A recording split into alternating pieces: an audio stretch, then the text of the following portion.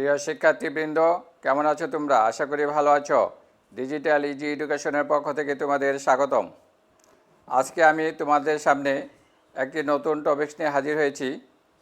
সেটি হলো present continuous টেন্সের পর্ব 3, প্রেজেন্ট কন্টিনিউয়াস টেন্সের পার্ট 3। আজকের ক্লাসে আমি দেখাবো একটি বাক্যকে কিভাবে আমরা 4টি বাক্যে রূপান্তরিত করতে পারি। অর্থাৎ আমরা যখন কথা বলি তখন কিন্তু একইভাবে কথা বলি না, কথাগুলো বিভিন্নভাবে বলি। যেমন এখানে দেখো, যদি বলি যে আমি ভাত খাইতেছি, আমরা শুধু এই কথাটি বলি না, আমরা এই কথাটি পরিবর্তন করে বলি। যেমন অনেক সময় বলি যে আমি ভাত খাইতেছি, আর বলি যে আমি ভাত খাইতেছি না বা আমি ভাত খাচ্ছি না, একই কথা, আমি ভাত খাচ্ছি না। আর বলো যে আমি কি ভাত খাইতেছি। আবার এভাবেও হতে পারে যে আমি কি ভাত খাইতেছি না। অর্থাৎ এর আগের ক্লাসে প্রেজেন্ট ইনডিফিনিট টেন্সে আমি দেখিয়েছি যে কীভাবে একটি বাক্যকে 4টি বাক্যে রূপান্তরিত করা যায়। তো এখানে আমি দেখাবো প্রেজেন্ট কন্টিনিউয়াস টেন্সের একটি বাক্যকে 4টি বাক্যে কীভাবে রূপান্তরিত করা যায়। কারণ কথাগুলো আমরা একইভাবে বলি না। যেমন আমরা বলতে পারি যে আমি ভাত খাইতেছি, এটাকে আবার এভাবে বলা যায় আমি কি ভাত খাইতেছি, প্রশ্নবোধক করা যায়, প্রশ্নবোধক বা ইন্টারোগেটিভ, আমি কি ভাত খাইতেছি। অথবা এভাবে বলা যায় আমি ভাত খাইতেছি না বা আমি ভাত খাচ্ছি না, খাইতেছি না বা খাচ্ছি না, এটাও বলা যায় আমি ভাত খাচ্ছি না। অথবা এভাবে বলা যায় আমি কি ভাত খাইতেছি না। এটা 4টা ফর্ম আছে। এটা হলো অ্যাসার্টিভ ফর্ম, অ্যাসার্টিভের অ্যাফার্মেটিভ, এটা হলো অ্যাফার্মেটিভ হাবোধক। এটা হলো ইন্টারোগেটিভ ফর্ম অর্থাৎ প্রশ্নবোধক। এটা হলো নেগেটিভ ফর্ম অর্থাৎ নাবোধক বাক্য। এটা হলো নেগেটিভ ইন্টারোগেটিভ। এই 4টি ফর্ম আছে। যে কোনো বাক্যই 4টি ফর্ম হয়। তে আজকে আমরা প্রেজেন্ট ইনডিফিনিট টেন্সের বাক্যগুলোকে 4টি ফর্মে কিভাবে তৈরি করা যায় সেটি শেখাবো। খুবই সহজ, যারা প্রেজেন্ট ইনডিফিনিট টেন্স করেছো তাদের জন্য আরও বেশি সহজ। তোমরা এই ক্লাসটি যদি দেখো তাহলে জীবনে আর তোমাদের এই প্রেজেন্ট কন্টিনিউয়াস টেন্সের বাক্যগুলোকে একটি বাক্য থেকে 4টি বাক্য কীভাবে তৈরি করা হয় সেটি আর ভুল হবে না। এখানে আমি প্রথমে লিখে দিয়েছি অ্যাফার্মেটিভ গঠন। এখানে আমি সংক্ষেপে লিখেছি অ্যাফার্মেটিভ, EFF মানে অ্যাফার্মেটিভ অর্থাৎ হ্যাবোধক বাক্য।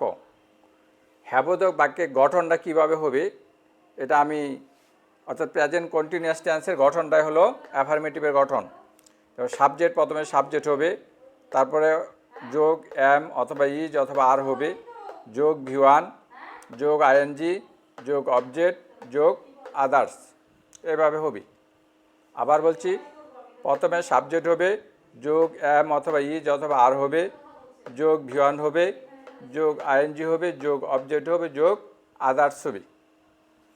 যেমন আই এম ইটিং রাইস, প্রথমে কি বসাইলাম আইটা হলো কি সাবজেক্ট। তারপরে এই 3টা এম ইজ আর, এই 3টার মধ্যে যে কোনো একটি হবে। তাহলে এখানে আয়ের পরে কি হবে এম হবে, এম বসাইলাম, এটা বসাইলাম। তারপরে কি হবে V1 মানে ইট হলো V1, এটুকু হলো V1, এটার সাথে ING যোগ করে দিলাম।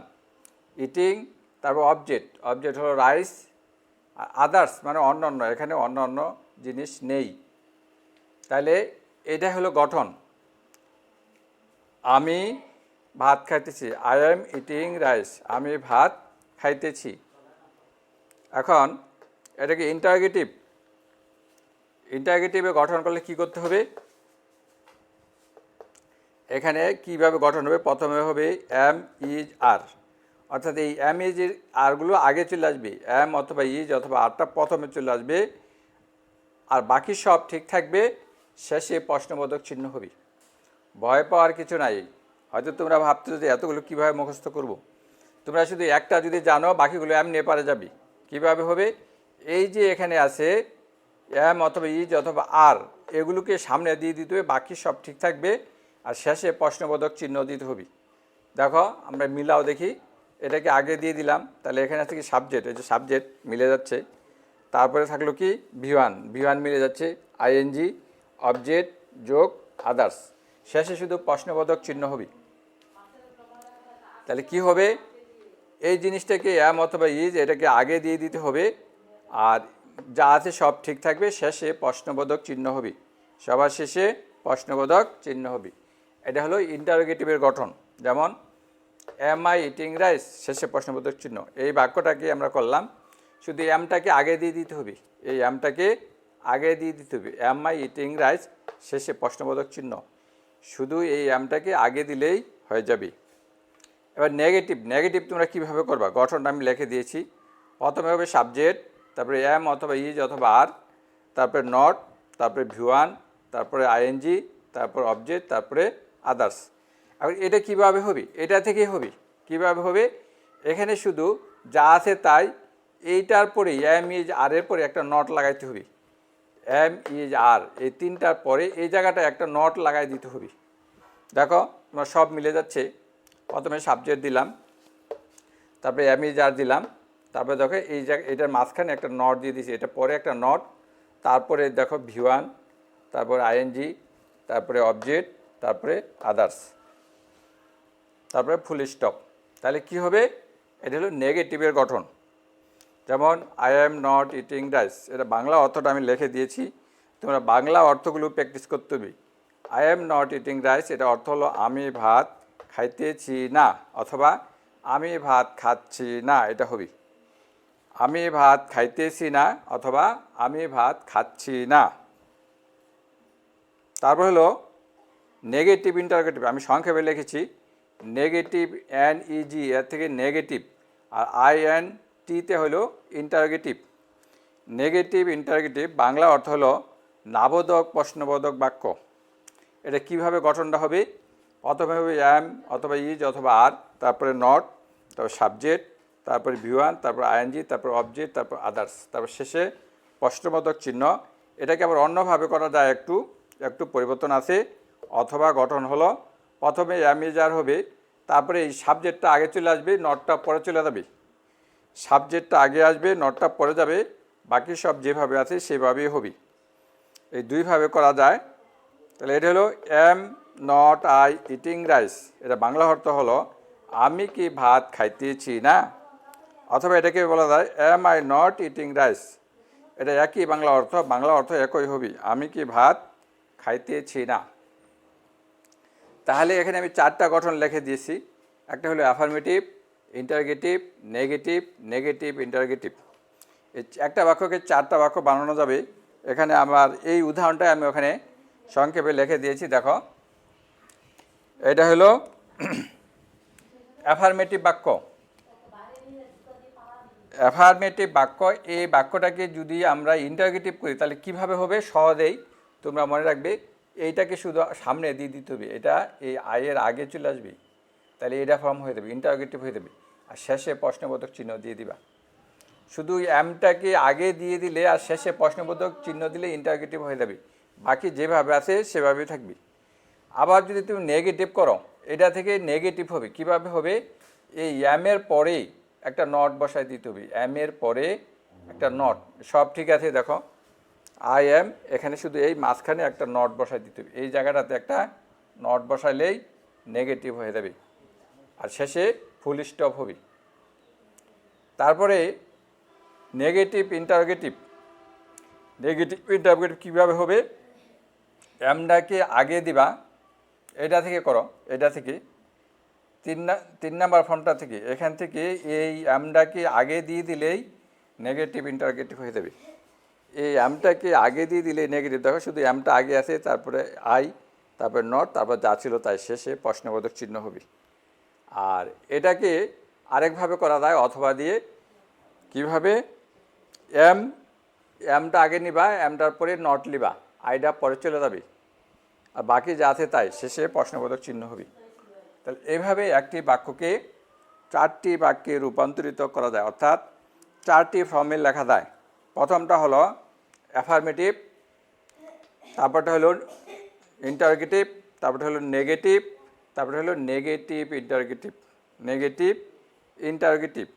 এটা বাংলা হলো হ্যাবোধক বাক্য, এটা হলো প্রশ্নবোধক বাক্য, এটা হলো নাবোধক বাক্য, এটা হলো নাবোধক প্রশ্নবোধক বাক্য। এই দুইটাই নাবোধক প্রশ্নবোধক বাক্য। তাহলে এইভাবে একটি বাক্যকে 4টি ফর্মে তৈরি করা যায়। তোমরা যদি এটা পারো তাহলে যে কোনো একই রুলে একই নিয়মে 12টি টেন্স আছে, 12টি টেন্সের রুল একই, ভয় পাওয়ার কিছু নাই। একটা টেন্স যদি তোমরা পারো 12টি টেন্সেই তোমরা পারবে, শুধু একটু 19-20 তোমাদের জানতে হবে, শুধু সাহায্যকারী ভাবগুলো আলাদা আলাদা থাকবে, কিন্তু রুল একই হবে। তাহলে তোমাদের ভয় পাইলে হবে না। একটা টেন্স মানে একটা টেন্সের রুলগুলো যদি তোমরা ভালোভাবে জানো, পরেরগুলো তোমাদের কোনো কষ্ট হবে না, কারণ একইভাবে সবগুলো পরিবর্তিত হবে। এখন এই বাক্যটা যদি এটা না হয়ে অন্য বাক্য থাকে, মনে করো অন্য একটা বাক্য, একইভাবে তোমরা বাংলা অর্থ সহ করবে। বাংলা অর্থ সহ সাপোজ ধরো অন্য একটা বাক্য, সে পানি পান করিতেছে, সে পানি পান করিতেছে। এটা ইংলিশ কি হবে? He is drinking